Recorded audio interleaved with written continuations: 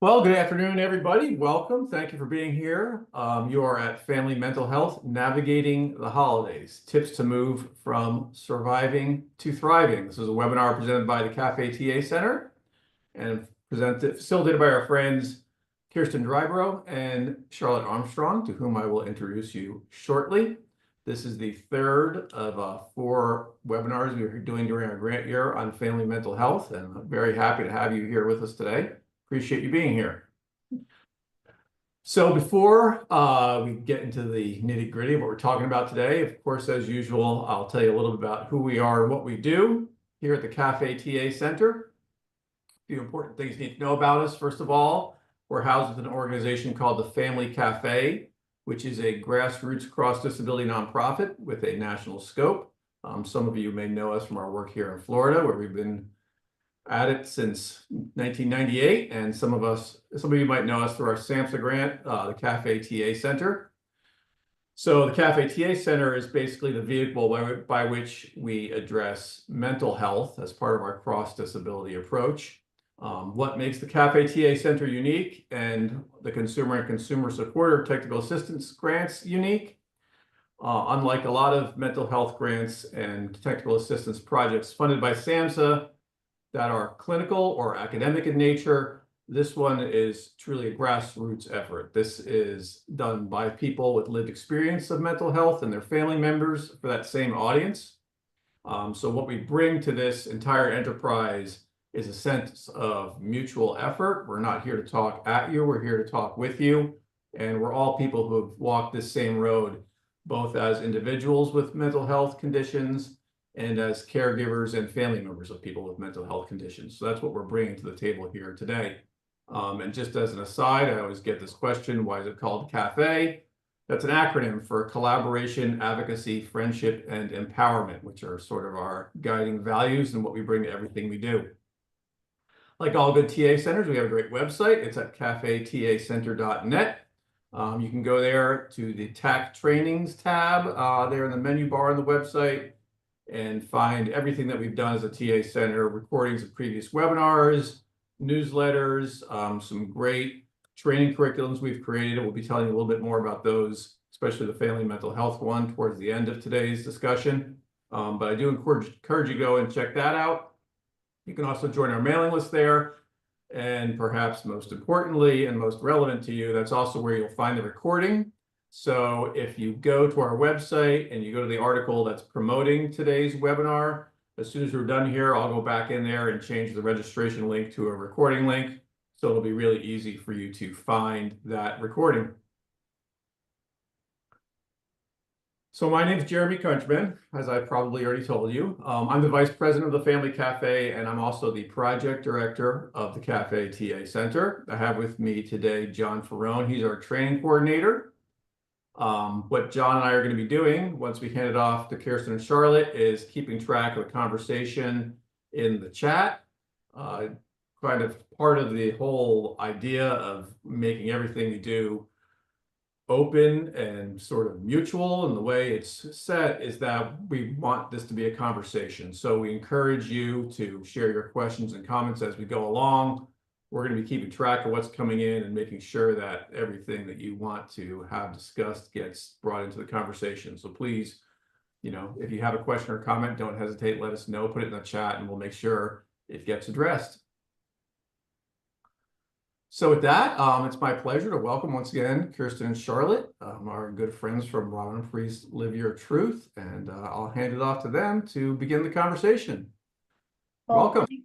Oh, thanks, Jeremy, and nice to see both you and John. It's always an honor and a privilege to hang out with all of you at the CAFÉ TA Center. My name is Charlotte Armstrong, and I'll be one of the facilitators of today's topic. And I bring the perspective of the family member. I'm a family peer support trainer along with Kirsten, and we spend our days training family peer supporters to work with families on their family's mental health journey. Hey, Kirsten, do you want to introduce yourself as well? Sure.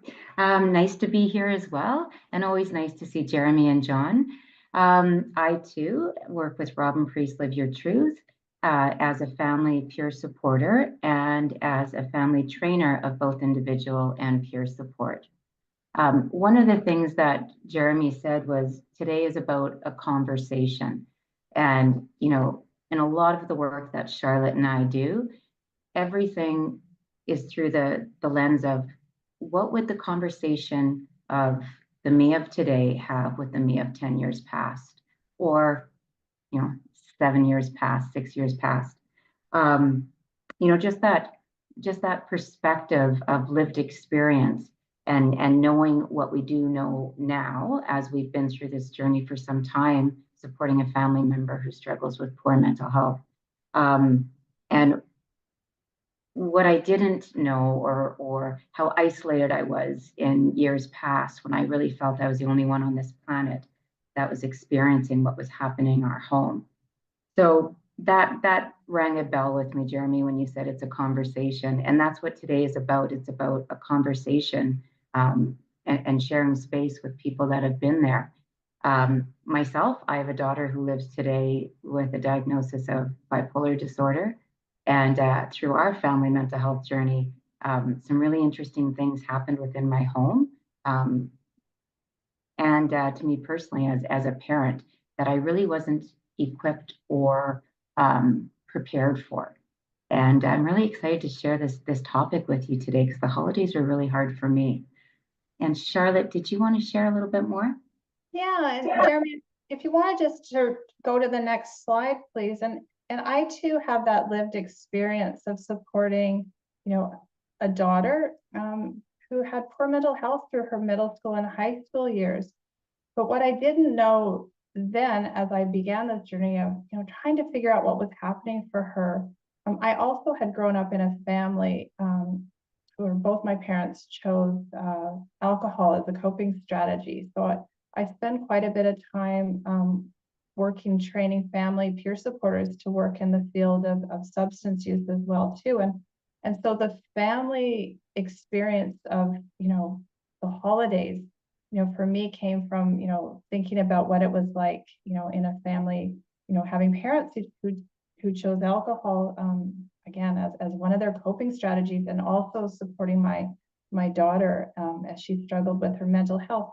But I wanted to take it to this definition of what actually is family peer support, and it comes from SAMHSA, and which is the U.S. federal funder of substance abuse. I know, I wish they would change that abuse part, substance abuse and mental health as well. So anyway, I just wanted to share that definition, and it talks about, you know, support for each other in an effort to reduce that isolation, shame, and blame that many of us felt as we were trying to navigate this world of supporting a family member, you know, when life wasn't that easy for them.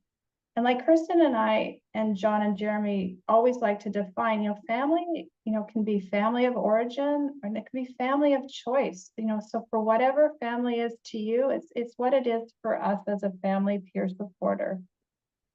Jeremy, the next slide, please. So what are we going to talk about? Today, we're going to talk about some skills and tools, you know, that you can take a look at and maybe implement into your life while you're supporting yourself, while you're supporting your family member. You know, we're going to talk about that, you know, techniques around healthy communication. I know, setting boundaries, what does that look like? And really starting to look at maybe adjusting your own expectations around the holidays. And we want to talk about, you know, looking at your role as a supporter, and what does that look like, you know, when you're showing up for your family. So again, we're going to start to dive into some of those skills that, you know, Kirsten and I have worked on in ourselves, but also in supporting families that, you know, we've done peer support with, you know, over the years. Hey, Jeremy, the next slide, please. So some common stressors for families during the holidays.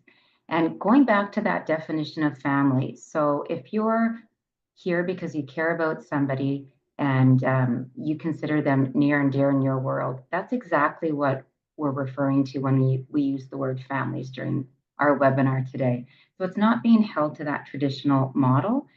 You're also going to hear us use the word caregiver or supporter. And what we're referring to is those who show up in a role that's caring for or supporting or alongside someone that is struggling with poor mental health and or substance use disorder. So this came up when I did a little research before we kind of got organized with this webinar, just common stressors for families. Well, the hype of the holiday season, you know, I think we all know that it's not all merry and bright for everyone. And a lot of stressors come up for many reasons with families and individuals throughout the holiday season. And I know there's been a lot of dread coming into the holiday season for myself during several occasions. Conflict and relationship strains. Well, that's something that showed up in my own world and shows up for many families. When there's strain in relationships and there's family conflict and there's a lot of like togetherness happening. Social pressures, you know, the social pressures of showing up and having it all together. And, you know, I found the social pressures of social media, something that used to really, really wear on me. Social media, things can look pretty merry and bright for everyone. And of course, we know they're not. There's financial strains that typically come throughout the holiday season for many of us. And, you know, that lack of time and holiday prep, that's another common stressor that came up. Life goes on. We all have routines. We all have our demands of our daily life. And all of a sudden now we have to find time for that holiday prep. So these are just a few things that came up. Next slide, please, Jeremy.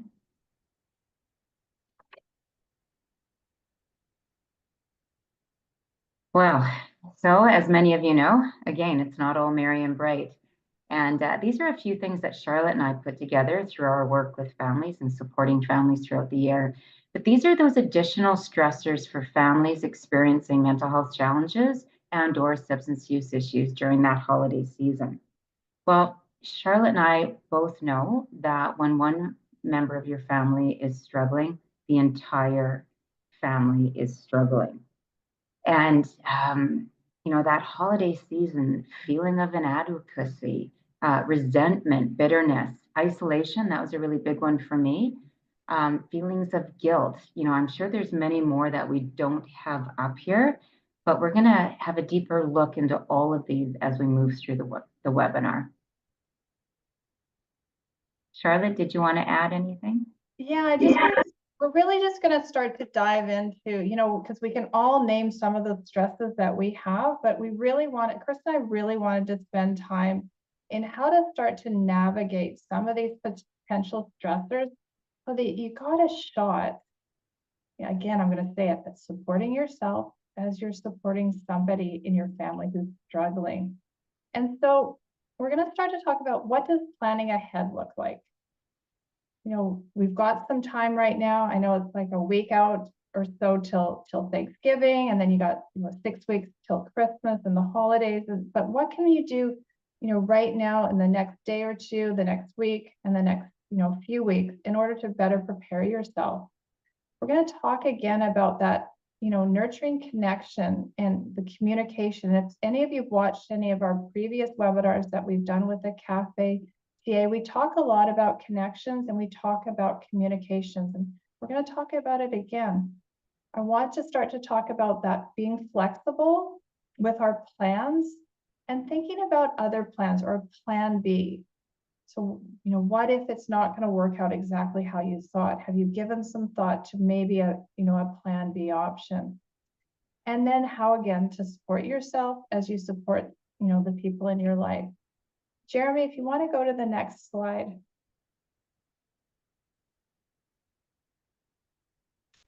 So planning ahead.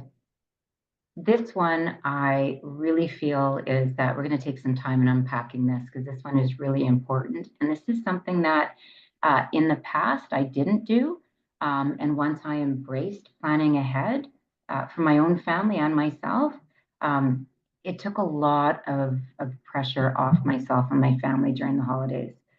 So set realistic expectations and share them with others. That's the first one. So well in advance of the holidays, one of the things we can do is start having those conversations with not only your immediate little family and those people that are really close to that nucleus and around you, but also that extended family. Let people know what's going to work and not work for you. Let them know if you're planning to make some changes. One of the things that comes up is that conversation around alcohol. And we're going to talk about that a little bit more as we move along.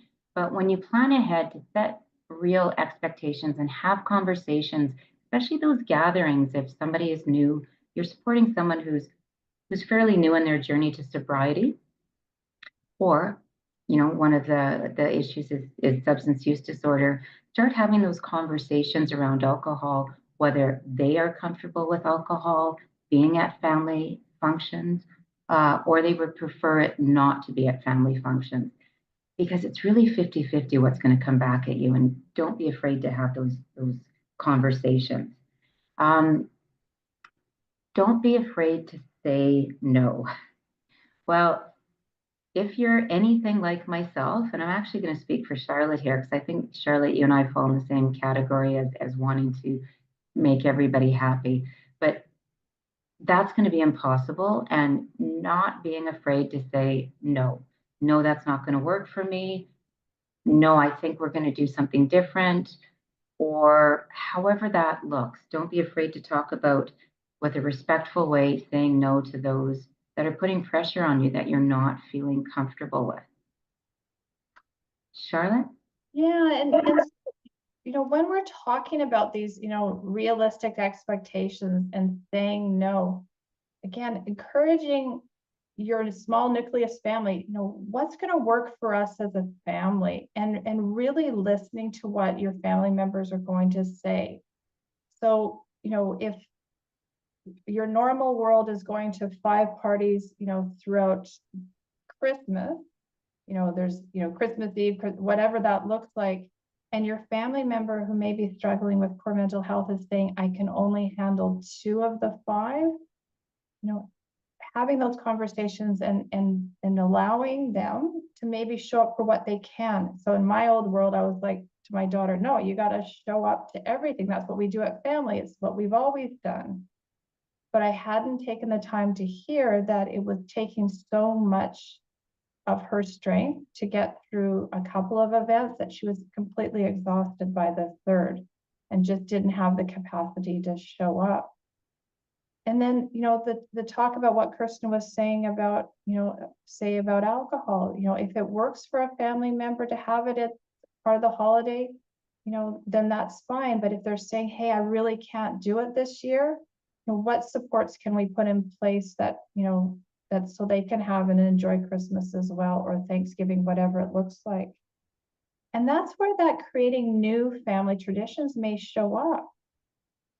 Because if what has always been isn't really working for your family, can you create a place where you'll start new family traditions that work, to better support each member of your family? And so, Kirsten talked about that small nucleus, of what is her family of today, and I talk about, my family too. It has become a lot smaller, and it's because, my child, she just said, hey, I can't do those big parties anymore. I just don't have it in me. Can we try something different and just have the immediate family for Christmas? And you know what happened out of that? We really enjoy that intimacy and that smallness of the day. And, I can go to a larger family event days before, and she can choose whether to come or not. So again, creating those new traditions. And then that takes me to that making, our own well-being, the well-being of the person, we support, and our family, one of those priorities. And I know for some of you who are new in this world of supporting somebody, you'll be saying to Kirsten and I, you know what, I'm not thinking about myself right now. I'm really thinking about the person I support more than anything. And this is where, Kirsten, I'll say to you, we thought the same thing early on when supporting our daughters. But when we didn't take the best care of ourselves, it had a huge impact on the rest of our family. We just didn't have the tools to support ourselves when life was a little bit more difficult, and when we needed some extra strength to support our children, you know, when life was hard for them. So really starting to put yourselves, you know, well-being first, looking at the family member you support, but then looking at everybody. So in both Kirsten's and my story, we have, you know, second daughters who sometimes refer to themselves as that forgotten child. And that forgotten child was the one that showed up to everything with a smile on their face, but they too were struggling as well. And we missed that in so many cases because they showed up ready to go to, you know, at anything that they needed to. And again, looking at your whole family's well-being, not just, you know, the person who's struggling the most. Kirsten, did you want to add anything to that? I saw the little nod as well. Oh, yeah, you know, this brings up a lot. And Charlotte and I really enjoyed putting this together because it, you know, it did bring up a lot. And one of the things I remember doing, the old me, was, Charlotte, do you remember when you put everybody else's wishes ahead of your own well-being and your daughter who you were supporting, their well-being? And how not planning ahead, leaving, you know, until you were hoping they would get dressed, not having hard conversations well in advance, and just how things in my house went so sideways and so much pressure. And the me of today would absolutely do things differently, and realizing now that no matter what you do, you're not going to make everybody happy. And I never could. And you're going to disappoint people, and deciding at what cost, right? So the me of today would not sacrifice my well-being. Um, and this is because I've tried it every other way, and now I know what's best for my family, and I would not sacrifice my well-being or my daughter's well-being, and I would be okay with disappointing many others within my extended family. But the me of years past, that was a really hard thing for me to get my head around. Charlotte? And that's where we really, you know, wished if we could have go back and take a look at our to-do list through a different lens. Because my to-do list had all the presents I hadn't bought, you know, all the groceries that I hadn't done, all the things that I hadn't finished in decorating my house. But the to-do list of the me today would be, you know, having those conversations with each member of my family, you know, talking about the expectations from every lens, you know, so everybody had an equal input, and really putting that well-being of the family as a priority. Because, you know, what would have happened is each member would have said, you know, hey, maybe we don't need to go to this many parties, or hey, do we really think we need to have all these people for Christmas? You know, I just was doing what had always been and what I assumed everybody wanted.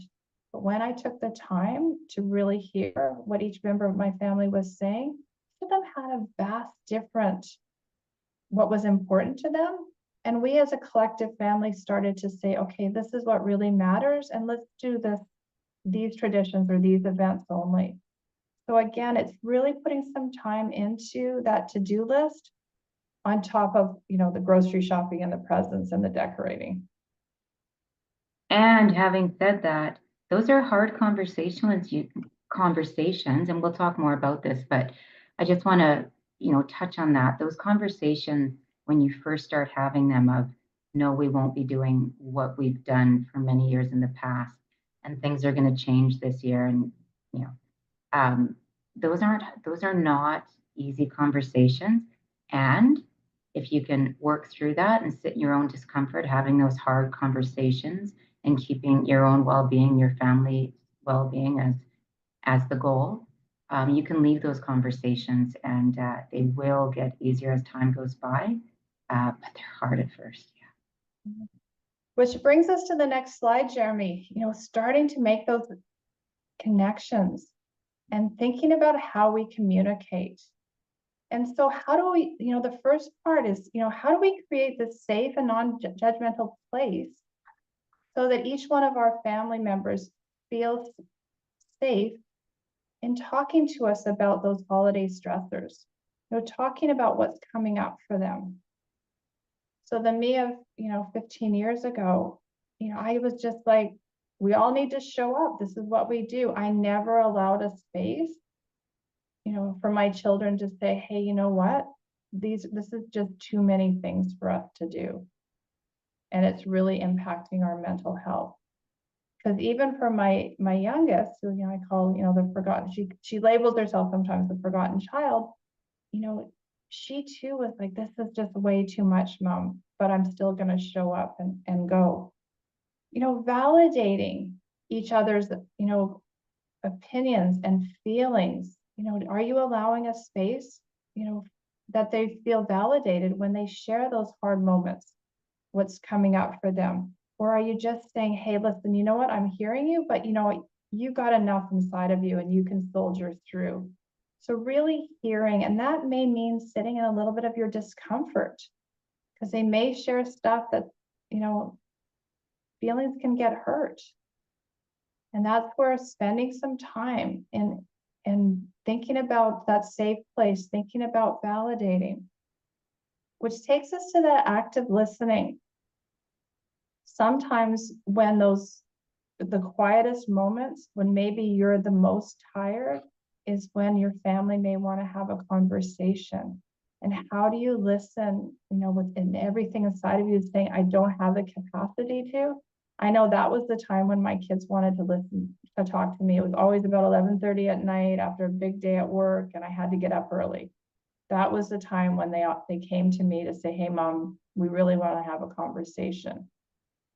And often I would dust them off and say, you know what, I just can't tonight. But those nights that I did actually get up and listen, we had some of our best conversations. And so I encourage you to start to think about, what does that active listening look like? Asking open-ended and curious questions. Trying not to ask those yes/no questions, but really exploring with them how they're feeling and, and what does the holidays look like for them? And again, sitting in your discomfort, if one of the answers shows up that could hurt your feelings or go against everything that you think. Hey, Kirsten, I know you've got some things to add as well. Yeah, definitely. And, before I move on to number 4, this is all about nurturing connection. And these are all tangible skills for all of you that you can actually have in your toolbox and you can use when things get difficult, that create connection and stop disconnection. So, and it's all about healthy connection, right? Healthy communication as well. So in the past, the me of years gone by, I did a lot of things that I know now was absolutely creating disconnection within my nucleus family. And I wasn't who I wanted to be when I was showing up to try to support my daughter. So number 4, creating a family plan and boundaries for navigating potentially difficult situations. I wish I had that plan that we talked about, and I wish I had those conversations with my nucleus family well in advance. So I understood their feelings, which, hey, we're all allowed to feel what comes up for us, right?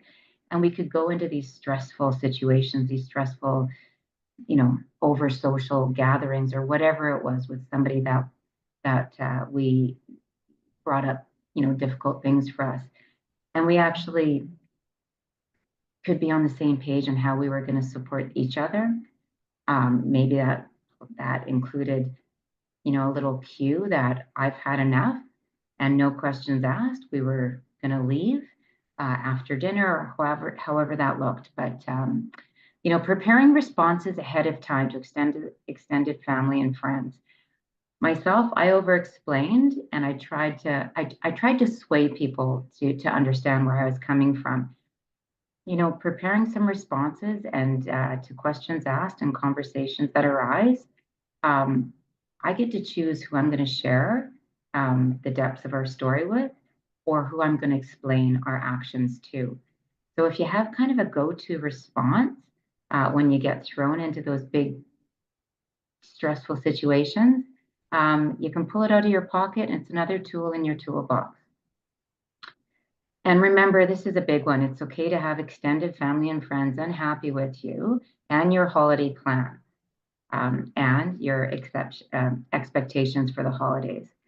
And myself, I've been there when we changed some family traditions and when we decided to do things a little bit differently.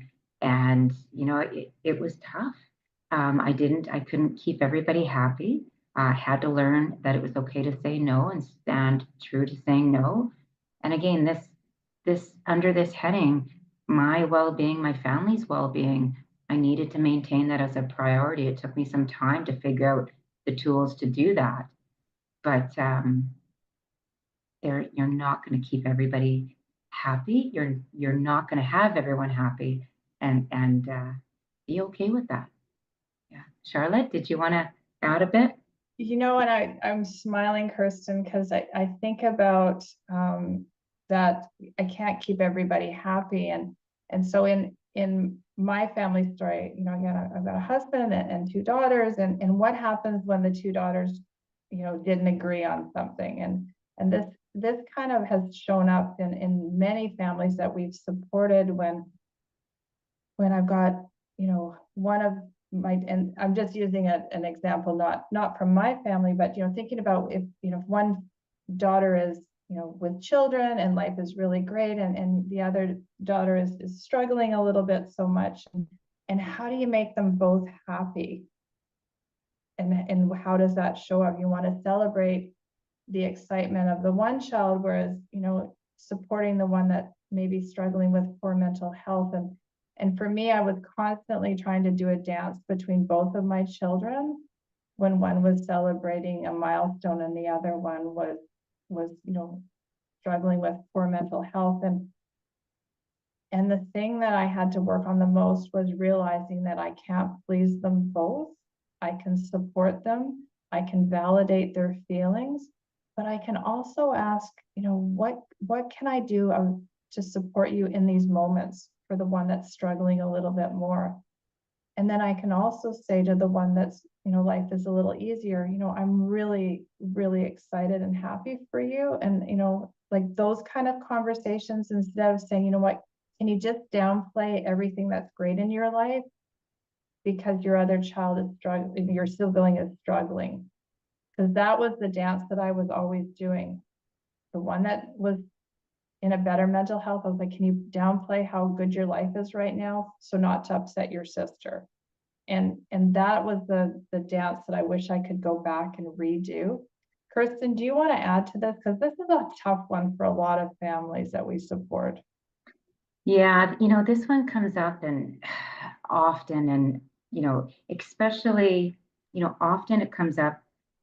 The holidays are coming. You have an adult child you're supporting. You have other siblings who want to come over and celebrate and be in the home.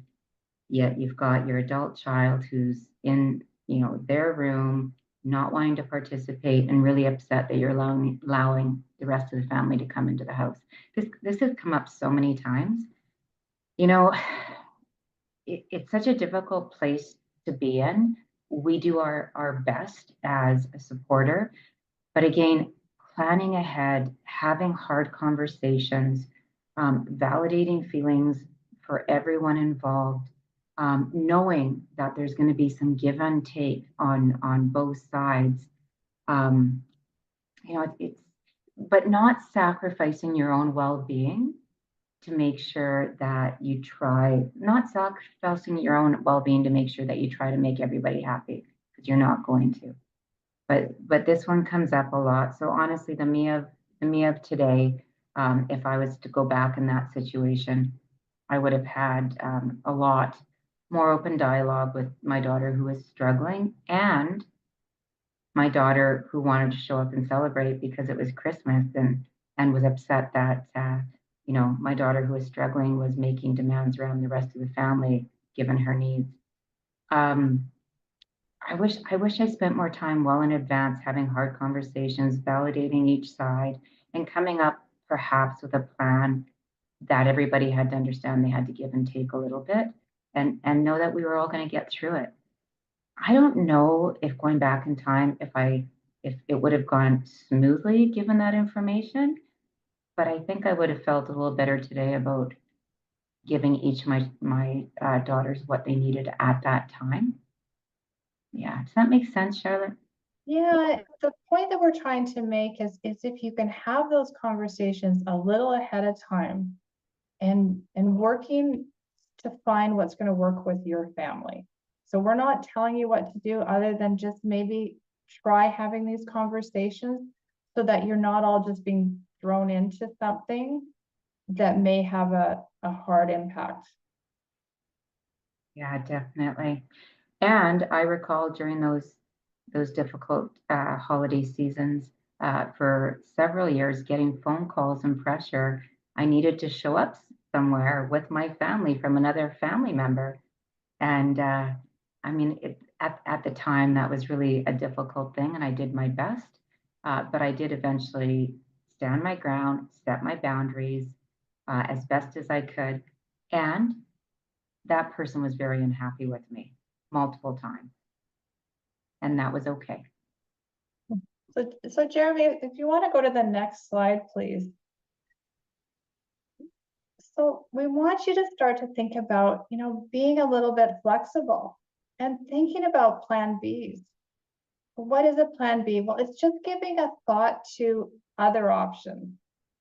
What happens if, your family member who may be struggling that day says, I don't want to go to Christmas dinner or Thanksgiving dinner.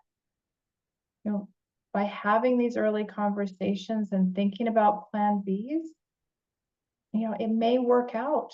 And so what do I mean by that? Well, if they choose not to come and you've put some thought into it, you're going to still enjoy going to the Thanksgiving dinner, as opposed to the you who hadn't put in some thought. You might think, oh, maybe I shouldn't go, or I'm just not going to have a good time, or none of us should go.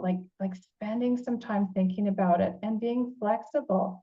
I remember some times where we were all ready to go, and then my daughter was like, you know what, I can't do it now.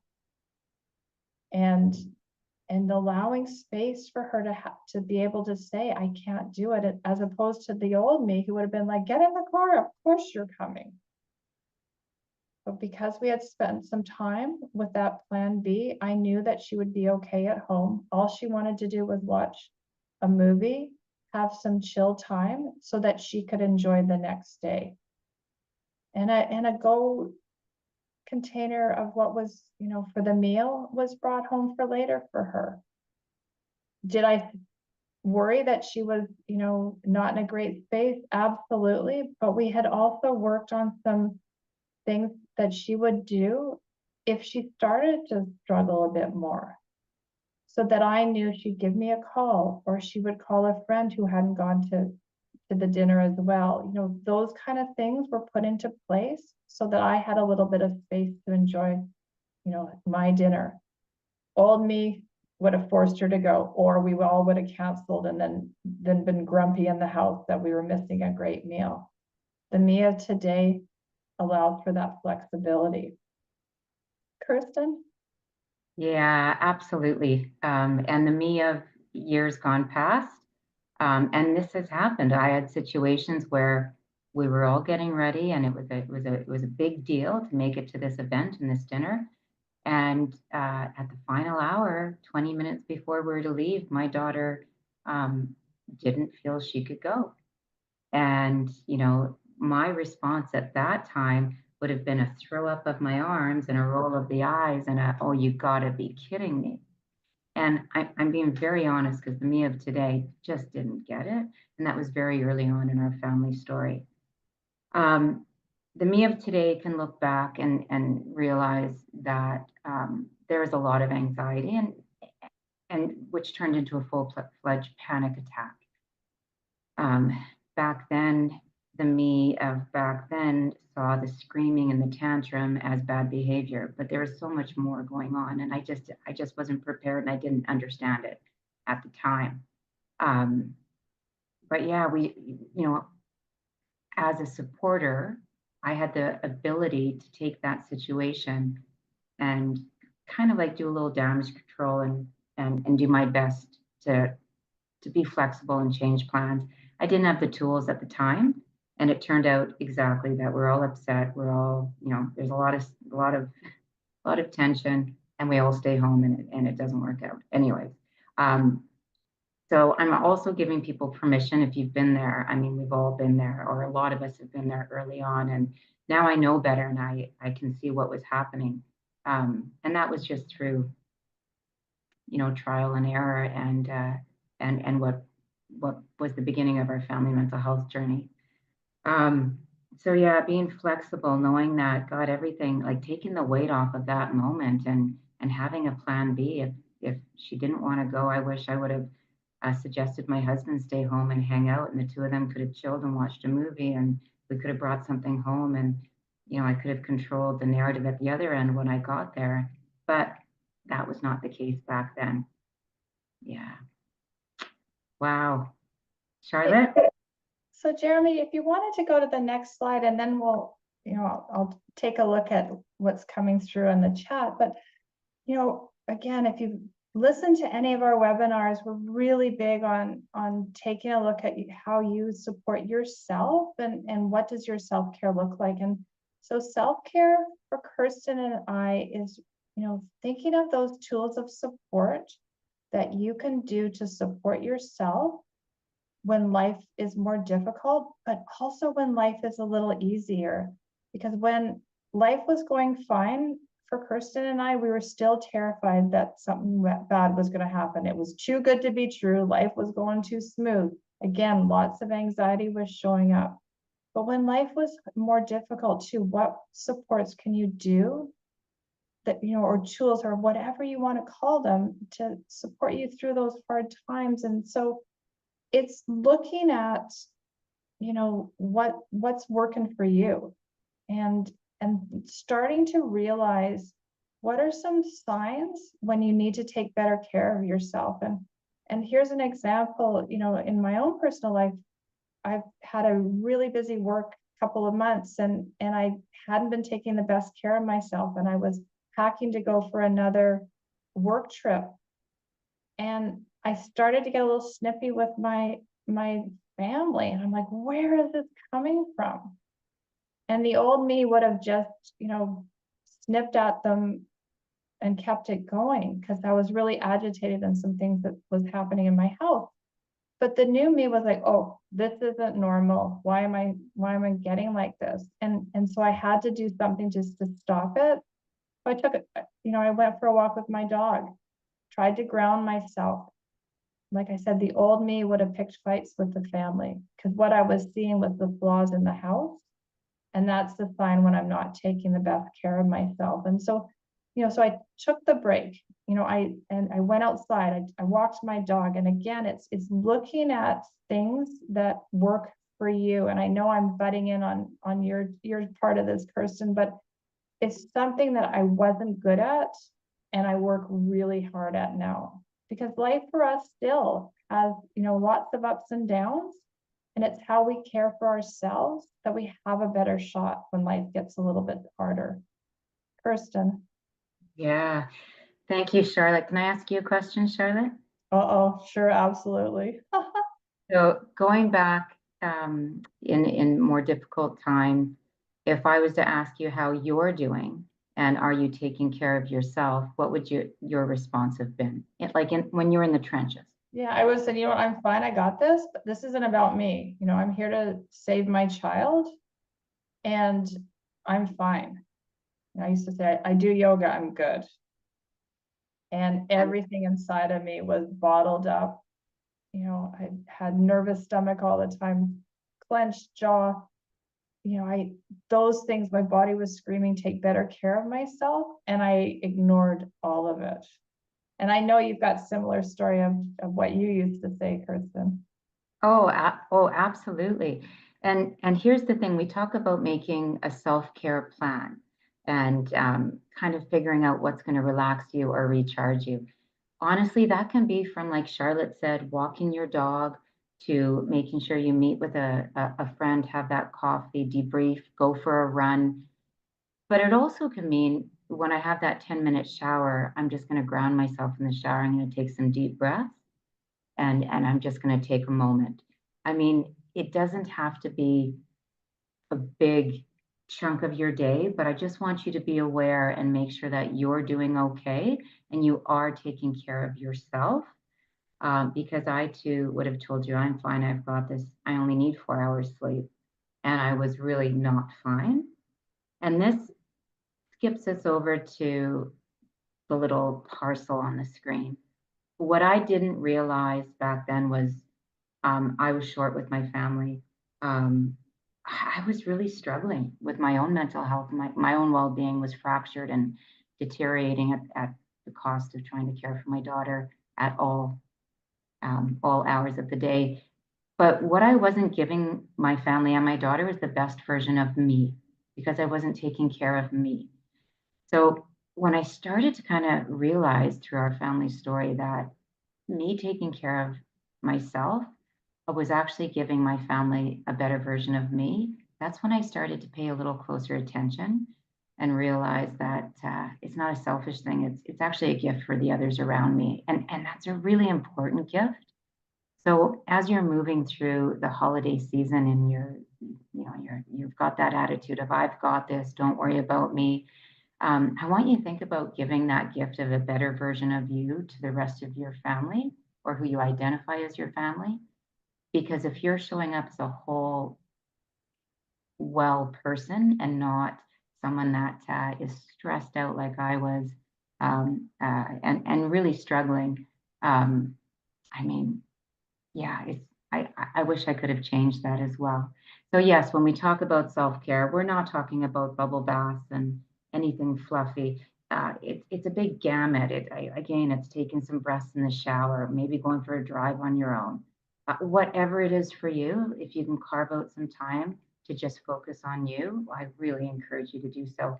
And put it not only in your plan well in advance, on your to-do list, and see if you can follow through with that. Yeah. Charlotte? Which takes us to that last point, which was really difficult for me early on, was asking for help or looking for supports.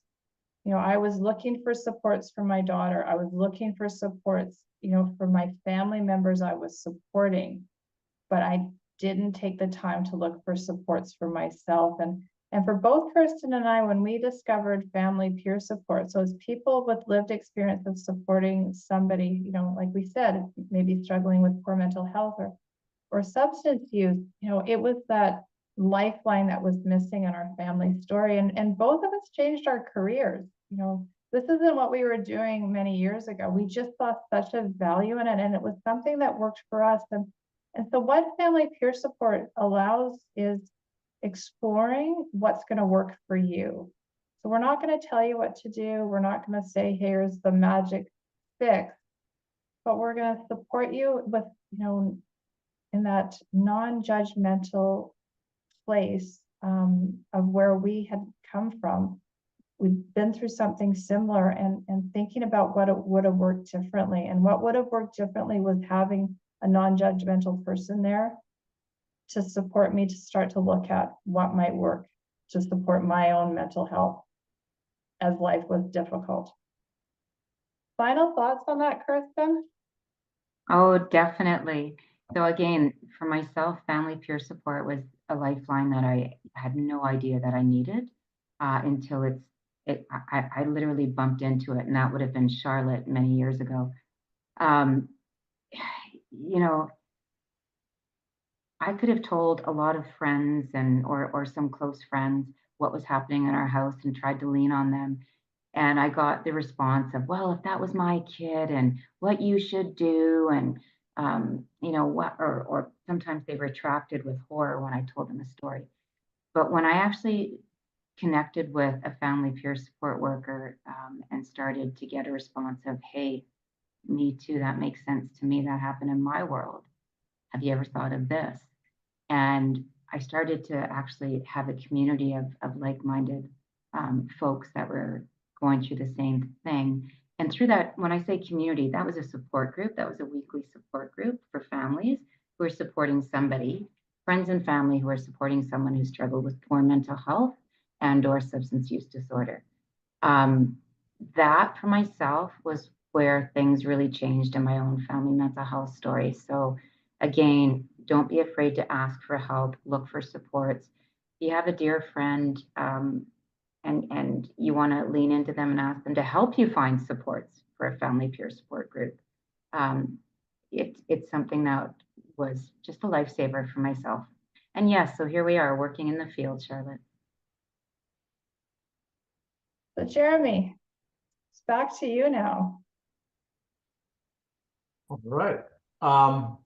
Thanks for that. So, I mentioned at the top that we're all about making this a conversation as opposed to a one-way thing. So this is really the time we've set aside for questions and comments. We'd love to have everybody's thoughts, and you can share them in the chat. There are a couple things in here I'll bring up once we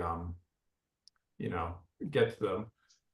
But again, if there are questions or comments you want to bring up, anything that's going on for you as you're trying to navigate the holidays, let us know, and we'll talk it out, and we'll be happy to hear about it. So one thing that came up, and I thought this was an interesting dynamic, and it's probably a common one. This is something Monique brought up in the chat. She has a 26-year-old son, and she says he compartmentalizes his life and tends not to come to a lot of family gatherings. And he doesn't want his parents to kind of know what he's up to. And people will ask him about his career, work, relationships, etc., but he doesn't want anyone to know anything. So that seems to be why he doesn't want to participate in family events. And they've been estranged for a couple of years. Monique's saying she feels bad for him, that he has and continues to miss out on a lot of important family occasions and holidays. So I'm curious what your thoughts would be on advising on how to navigate that. On the one hand, you have this sense that the person that she cares about doesn't want to engage and is sort of making that choice not to engage, and on some level you have to allow them the space to do that, right? But at the same time, Monique as the caregiver and the family member feels like, oh, I wish that he would participate in this, and he's missing out on things. So that's got to be a difficult sort of emotion to manage in a way, because there's a sense of grief and loss about, this person's not participating, they're not getting the camaraderie out of, being in these family relationships at these occasions that we'd like to have happen. What are your thoughts on how to navigate that kind of dynamic? Kirsten, do you want to go first? My head is going a couple of different places, so. Yeah, and this is a tough one, and this is something that comes up often with the families we work with. And when I say it's something that comes up, a situation similar, and Monique, I honestly, that's a tough one, and it's difficult when your son is not giving you what you are hoping as far as family gatherings and everything else. One of the things I learned many years ago is realizing that my daughter's life, her life choices, they're really on her agenda and not mine.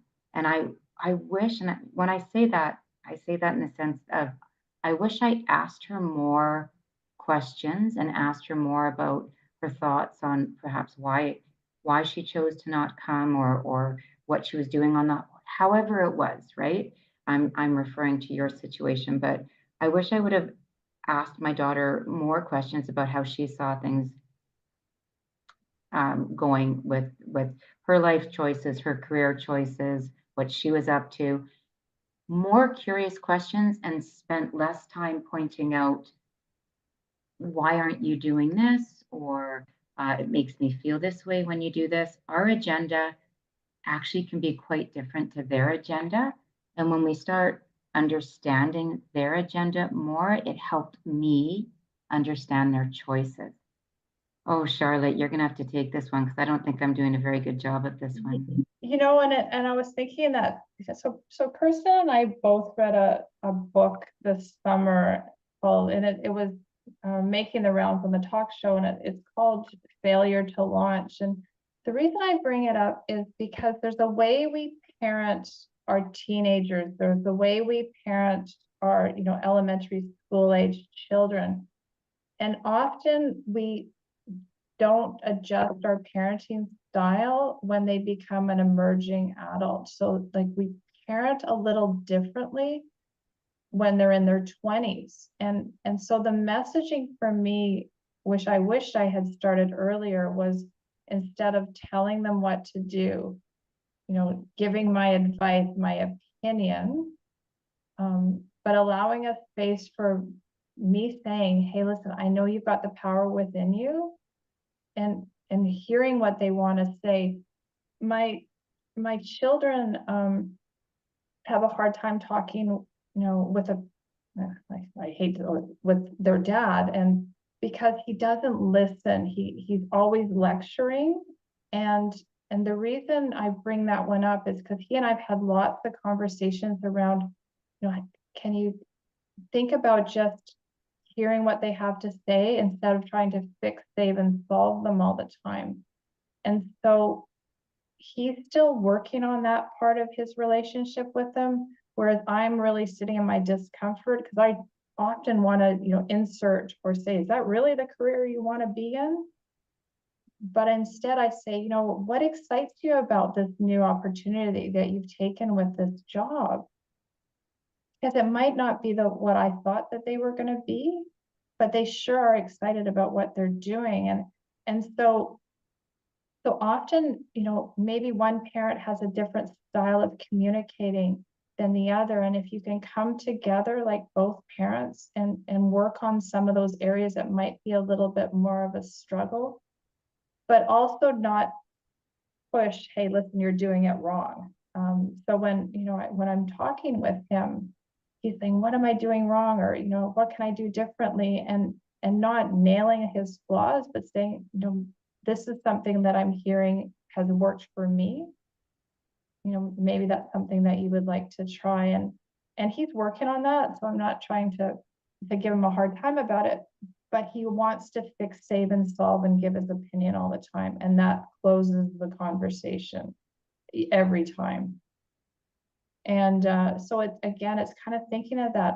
The other thing I wanted to mention is like Kirsten said, sometimes they're just not going to show up. And if we can hold space for allowing that place for them to come back to the events if they choose to. And that's where, again, sitting in our discomfort.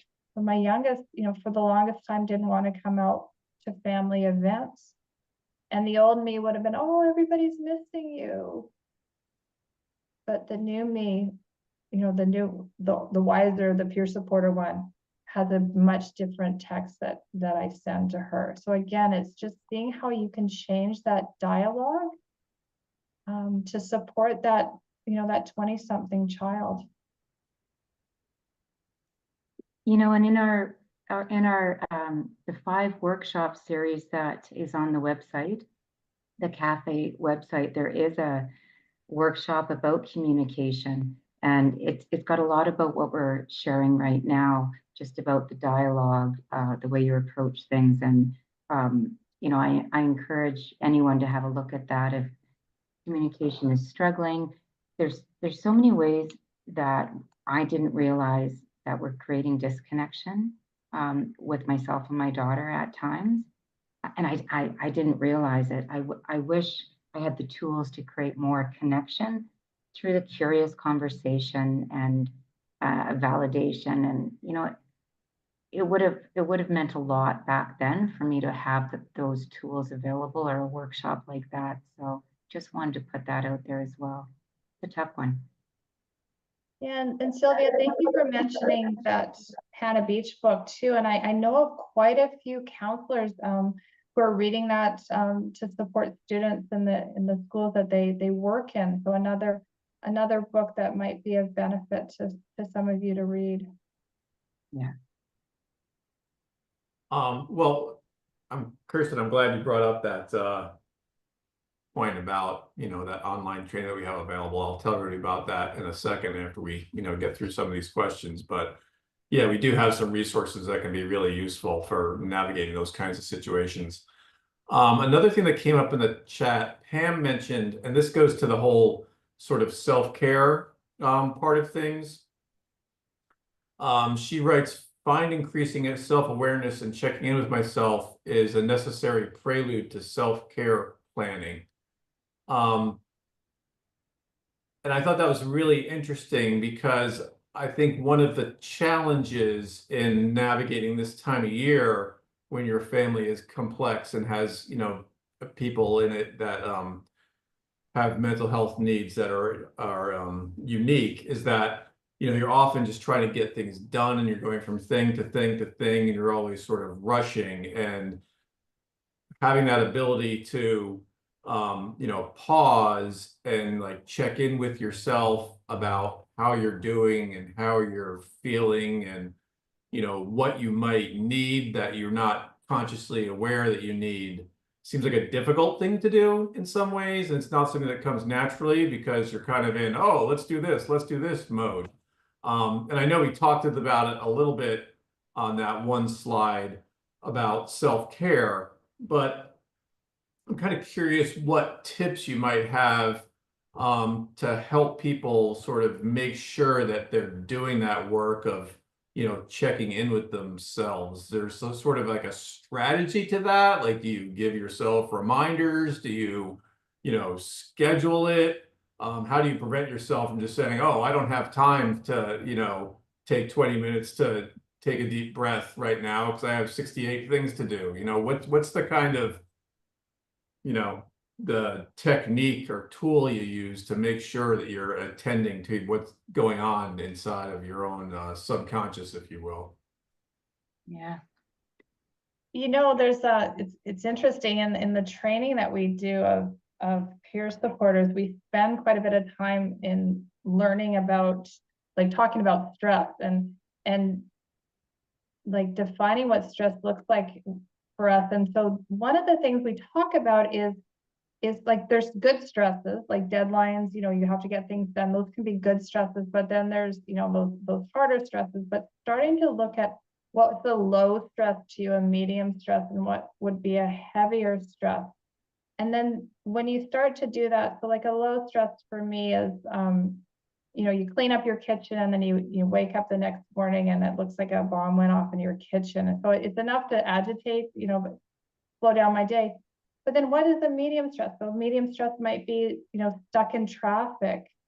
And then what's a heavy stress? Heavy stress is when I haven't heard from my daughter, and I'll admit it. Like, if I haven't heard from her by a certain time of the day, I start to feel a little bit more anxiety. And so when you can start to label how stress shows up in your life, and then you start to look at what are some things to support yourself.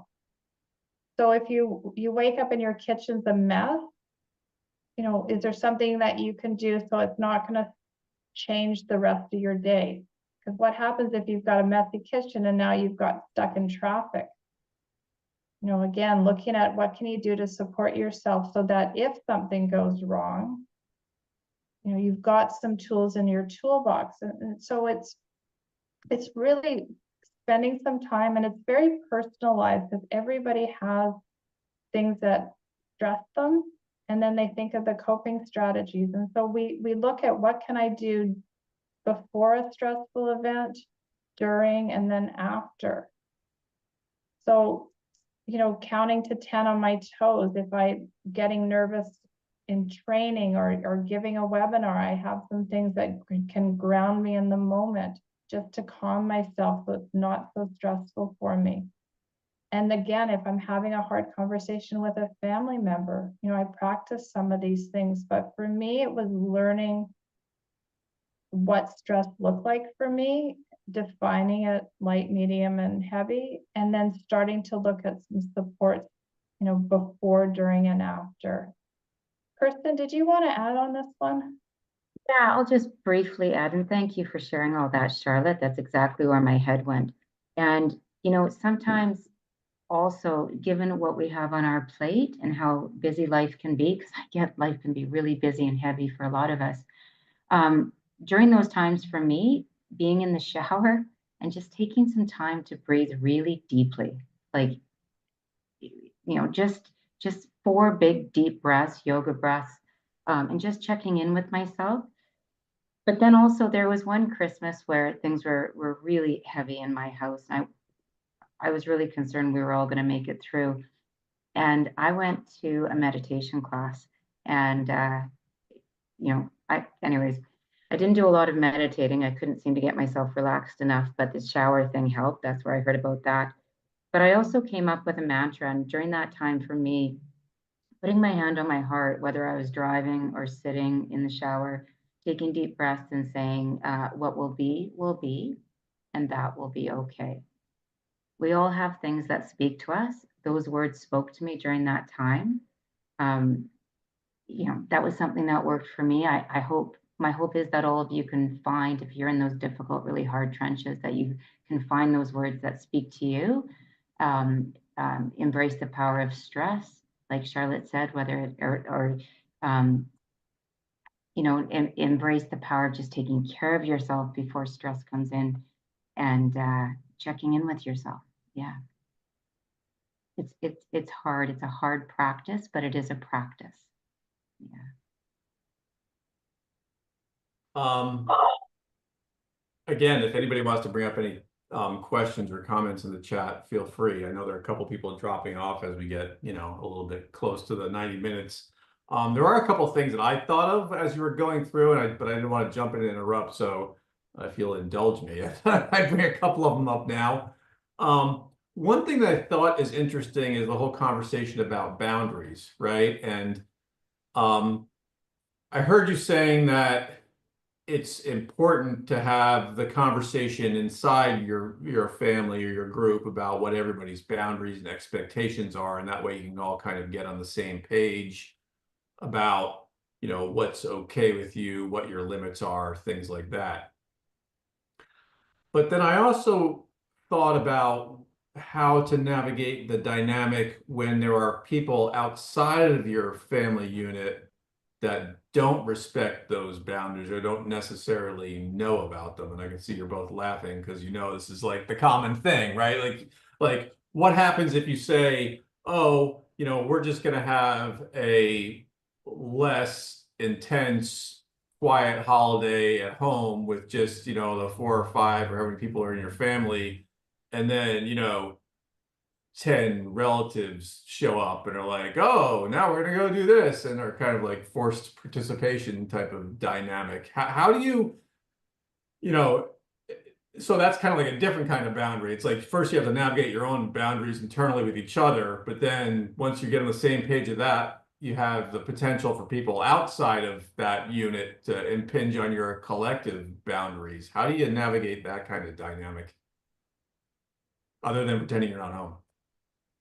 So one of the things is, if you're anything like Kirsten and I, who work really hard at not being the pleaser that we are, this is where it can get really difficult. So the old me wanted to make sure that all my aunties and uncles were happy, my mom, my dad, like everybody happy, and then my family as well. And so this is where spending some time and really thinking of what's important and what's the firm line of a boundary. And so if you get wishy-washy, that's when trouble starts. And so the thing for me is, I would say, well, we'll really try to come tonight, but we might not be able to. And so there was still the expectation from family that we were going to come.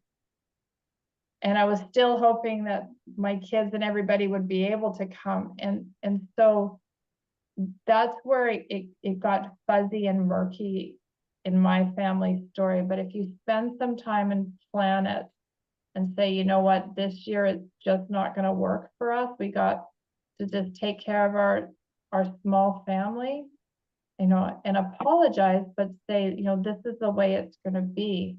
And the broad shoulders on me can take the narrative of my family, aunties and uncles saying, oh, what, we don't matter anymore to you? And it's like, no, you do matter to me, but this year we're doing it a little differently. And so again, it's spending some time around what's important and then the messaging that goes out to the rest of the family. I agree, Charlotte. And the messaging, don't try to explain it. Say it once, say it firmly and respectfully, and just keep saying it firmly and respectfully, because as soon as you start to waver and folks, aren't going to be happy when you are not going or when you set a boundary, and that's okay. I sure wish, again, going back in time, that I didn't sacrifice my own well-being and my little nuclear family to try to please those outside of it, because I was never going to please them all, and it was at the cost of my little family being,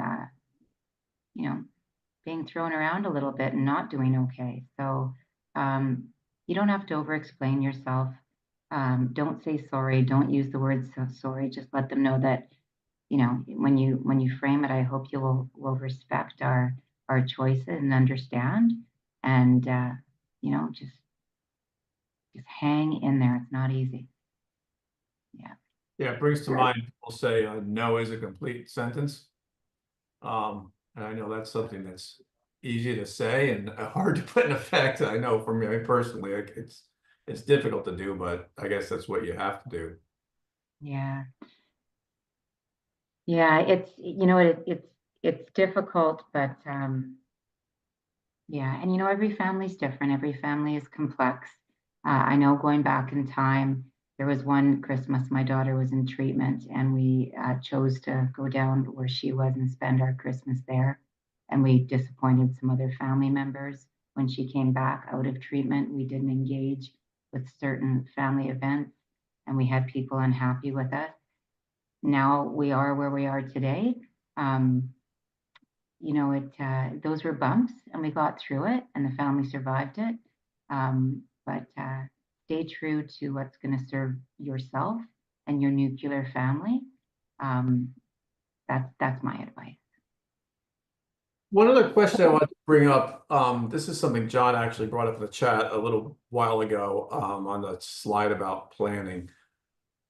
What do you do if one of the people in your family unit, like let's say the person with the mental health issue you're trying to support, doesn't want to engage in the conversation about planning? He was making the point that, if the person doesn't want to engage in it, then you kind of have to tell them they're relinquishing their opportunity to sort of have any control over the situation.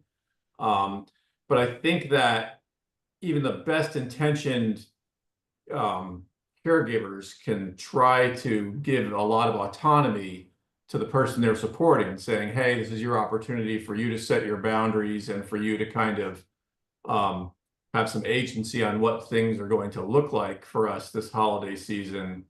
What do you do if that person doesn't really want to even engage in that conversation? You kind of have to figure out what's okay and what's not okay on your own without them. So I'm going to start with this one, and Kirsten, why I'm smirking is when you're thinking of having this family conversation, you got to put some planning into this family conversation and start to think about, what time of day or evening seems to be the best time to engage with your other family members. So if it's 11:30 at night, that's when your kids want to have the best conversation with you. My hope is that you'll consider having it later at night, because if you're setting yourself up where it's not going to work, because you've put a hard and fast, we all need to sit down at 10 in the morning and have this conversation, and say your son has been up gaming all night, you're already not going to make it work. And so again, is there a time in the day that works? The new generation may want to text the conversation. Are you adjusting your communication style for the other family members so that you actually are going to hear what they have to say? And so the first, again, planning when you're going to have this family meeting. Kirsten, you want to add to this one? Yeah, and sometimes those family meetings, things can come up without actually dictating that it's a family meeting, like weeks in advance. Find those opportunities where the family's together to bring something up. And if that opportunity isn't there, maybe setting that family meeting and letting that known is absolutely what's going to work for your family. Going back to that individual who doesn't partake in the meeting or letting their wishes known, or people are going to be at all different places. And I look back at my own family story, and I can see times where my daughter wouldn't have been able to engage in that. And I think the rest of that nuclear family does their best to figure out what's going to work for their family as a whole. And you kind of work with what you got and to try to get through that. Somebody else put in the chat, when family members push those boundaries. And I remember, to be very honest, I remember one year moving into Christmas, and I wasn't sure if we were going to get a tree up that year. And my daughter was really, really struggling, and we were very worried about her. And we had a few hospital stays within the 10 days coming up to Christmas. Anyways, I remember getting phone calls and getting so much pressure from two family members, and getting angry. They were angry with me, and they had no idea of the depths of what was on our plate. That's something I did my best to work through at the time. Attending was not even an option, but again, you're not going to please everybody. It's okay to say no, and it's okay to have them upset with you. And I joke a little bit about this because at that time I was told by one family member just to tell my daughter she had to get dressed and get her in the car and get her over. And I remember thinking, I think I'd have more luck trying to dress a rabid raccoon and get her to the party than my daughter. And I'm serious, like things were not okay in my house. And she was not well. And yes, we can tell that story with a little bit of a tongue in cheek. But yeah, you're not going to please everybody. And I didn't go to the party, and it was okay. Yeah, and I think to go back to those family meetings, if there's one person in the family who's not ready to speak or doesn't want to speak, if you can keep that line of communication open and say, if there is something that you want to share, or if there's something that you want to send in a text, I really value each member of our family in this conversation. And so not closing down or shaming if someone doesn't want to speak at that moment, but again, allowing that space where they can feel seen and heard and validated, and open to being able to communicate with us later on. Yeah. Pam put something interesting, just her way of communicating with family members that works for her. And we all have our well, hopefully we can have our taglines or our go-to responses, but it's great to think it out well in advance and put some planning into it. Yeah. And thanks for sharing, Pam. Yeah, thanks for that. I guess, I think that's a good place to kind of land on, because, a couple people have put things in the chat that, both about how they've navigated this themselves and about, some of the reasons it's difficult. And I think it's important, one of the reasons we're talking about this today and are creating this space is to acknowledge that this is hard to do. We've shared a lot of sort of tips and strategies about things you can do to try and make it easier. But, even if you employed every tip and piece of advice we could possibly give you, that doesn't change the fact that it can be hard to do. It can be a little bit scary to say no to people. You can feel like, you're taking a risk in not doing things the way somebody else expects you to do it. So, I think, I imagine I'm speaking for Charlotte and Kirsten and John as well, that, we just want you to know that you're not alone in trying to navigate that. And we want you to realize that there are a lot of other people out there in the world trying to navigate those same things. And, it's not the kind of thing where you snap your fingers or, you know, you click on a button that says one easy trick to make your holiday simple and everything is solved.